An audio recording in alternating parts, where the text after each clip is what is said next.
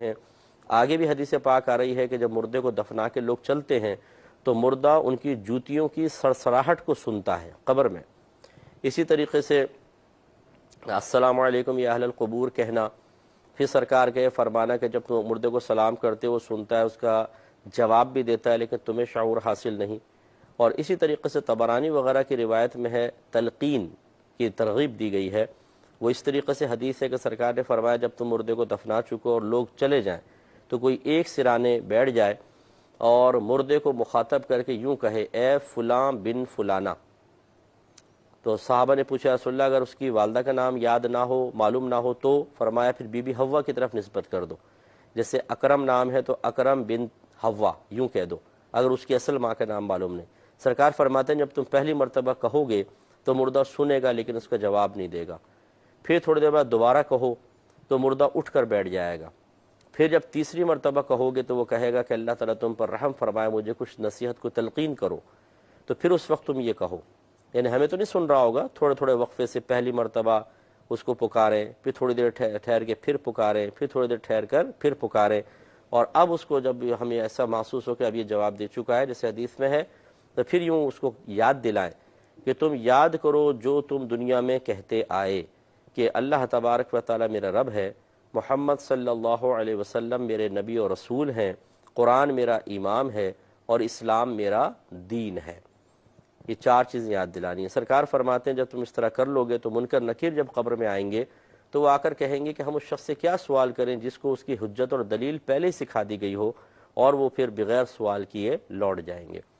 یہ بھی دیکھیں حدیث میں مضمون آیا۔ تو اب خلاصہ کلام یہ ہے کہ ایک وقت ایسا ہوتا ہے کہ روح بدن سے جدا ہوتی ہے، جیسے آدمی مرتا ہے روح ہٹ گئی، بدن سے جدا ہو گئی، اب اس کا تعلق جسم کے ساتھ نہیں ہے، لیکن جب مردے کو قبر میں رکھا جاتا ہے تو اللہ تبارک و تعالیٰ اس کی روح کو لوٹاتا ہے،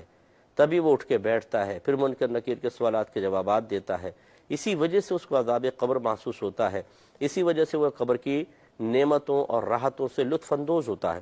کیونکہ خالی روح جو ہے وہ کسی چیز کی مطلب اچھائی یا برائی کے اثر کو قبول نہیں کرتی ہے، وہ ایک ہوا کی طرح ہے بالکل جس میں لطیف ہے، اور بدن اگر روح سے ہٹ جائے بے جان ہے، یہ کوئی اثر قبول نہیں کرے گا، لاکھ مارو آدمی کو جب تک اس کی روح دور ہے بدن ہی خالی جیسے بے جان چیز پڑی ہوئی ہے۔ تکلیف اس وقت ہوتی ہے جب روح اور جسم کا مجموعہ ہوتا ہے، تبھی عذاب بھی ہوتا ہے تبھی نعمت۔ اس کی ایک ادنا سی آپ جھلک دیکھنا چاہیں تو اگر جسم کے کسی حصے پر فالج پڑ جائے تو گویا کہ اتنے حصے کی ایک طرح سے روح نکل جاتی ہے، آدمی نہ اس کو ہلا سکتا ہے نہ کچھ، اس پہ اثر ہی نہیں ہوتا، ماریں کچھ بھی کریں کاٹ بھی دیں کوئی فرق نہیں پڑے گا۔ تو بلا تمثیل سمجھانے کے لیے آپ کو عرض کر رہا ہوں، اسی طرح مردے کی روح جب بدن سے نکل جاتی ہے تو قبر میں جانے تک وہ روح علیحدہ رہتی ہے، اس وقت کوئی بھی مردے کو نہیں سنا سکے گا، لیکن جب وہ قبر میں رکھ دیا جاتا ہے روح لوٹتی ہے، منکر نکیر کے سوالات کے جوابات دیتی ہے، اور اس کے بعد پھر قیامت تک اس روح کا تعلق اس بدن سے رہتا ہے۔ لیکن یہ لوٹانا اس طرح سے نہیں ہوتا جیسے اب ہماری زندگی ہے، کہ ایسا نہیں ہے کہ جیسے روح لوٹائی جائے وہ سانس بھی لینے لگ جائے گا، اگر آپ کھولیں تو وہ اٹھ کر بیٹھ جائے آپ سے باتیں کرنے لگے، نہیں، یہ ایک عجیب مطلب یہ کہ غیب کی چیز ہے، اور اللہ تبارک و تعالیٰ کے رازوں میں سے ایک راز ہے جس کو ہم مرنے کے بعد ہی حقیقتاً جان سکتے ہیں، لیکن ظاہر حدیث ہمیں یہ سمجھا رہی ہیں کہ اگر روح کا تعلق مردے کے بدن سے نہ قائم ہو تو عذاب کسے ہوگا؟